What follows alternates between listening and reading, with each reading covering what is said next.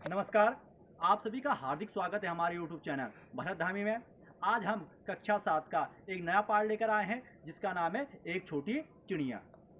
इस पाठ का आज हम सारांश जानेंगे कि इस पाठ में होता क्या है।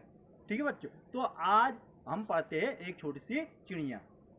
माधवदास नाम का एक व्यक्ति था जिसके पास एक संगमरमर से बनी बहुत बड़ी कोठी थी। आगे से एक बड़ा सा आंगन था जिसमें हरे हरे पौधे लगे हुए थे, बहुत अच्छे अच्छे फूल लगे हुए होते। अगर कोई भी व्यक्ति उधर आए तो उसका मन मोह लेने वाला वहाँ का जो था दृश्य था। जो माधवदास था वह संपन्न था, धन दौलत उसके पास बहुत सारी थी, लेकिन वह एक खाली खाली अपने आप को खाली खाली महसूस करता था क्योंकि उसके हाथ वहाँ रहने वाला दूसरा कोई भी नहीं था। उसके हाथ जो खेले, उसके हाथ जो रहे, इस टाइप का वहाँ कोई भी नहीं था। एक दिन माधवदास की जो बगीचा था, माधवदास का जो बगीचा था, उस बगीचे में एक छोटी सी क्या आ जाती, चिड़िया आती उड़ते उड़ते। वह चिड़िया बहुत ज़्यादा सुंदर होती है और वहाँ पर एक टहनी पर बैठी होती है। अचानक माधवदास की दृष्टि उस चिड़िया पे पड़ती है और माधवदास उसके पास जाता है, उस चिड़िया के पास चले जाता है। तो वहाँ उस चिड़िया से बोलते हैं, तुम बहुत खुशकिस्मत हो कि तुम मेरे यहाँ आए, इस यहाँ, और यह जो इतना अच्छा मैंने बगीचा बना रखा है, यहाँ का इतना अच्छा वातावरण बना रखा है, ये सब तुम्हारे लिए। वह माधवदास चाहता है कि वह छोटी चिड़िया वहीं रुक जाए। वह उससे अनेक प्रकार की बातें बोलता है, वह अनेक प्रकार के लालच देता है, कहता है कि मैं तुम्हारे लिए एक ये सोने का कटोरा बनाऊंगा, सोने का पिंजरा बनाऊंगा, तुम्हारे लिए मैं आलिशान ये सारी चीज़ें दूंगा, तुमको सारी सुविधाएं दूंगा, तुम यहीं रुक जाओ।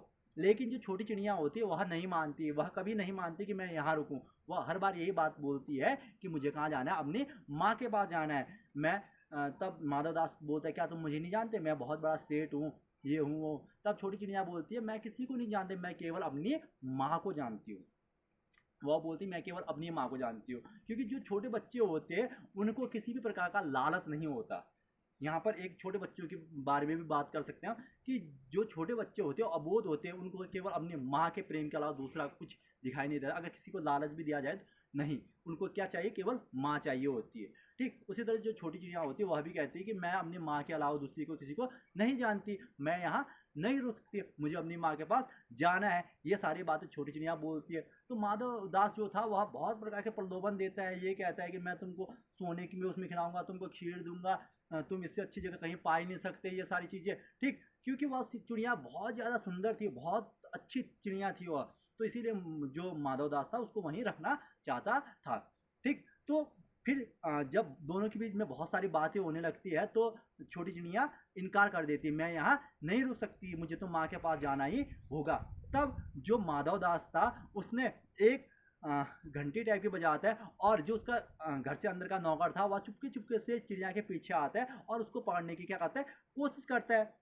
तो चिड़िया को आभास होता है कि उसको पीछे से कोई कठोर चीज आ रही है और वो वहां से उड़कर चले जाती है। वह वहां से जैसे उड़ती है सीधे जाकर अपनी माँ की गोद में ही दम लेती है, वह बीच में कहीं नहीं रुकती है।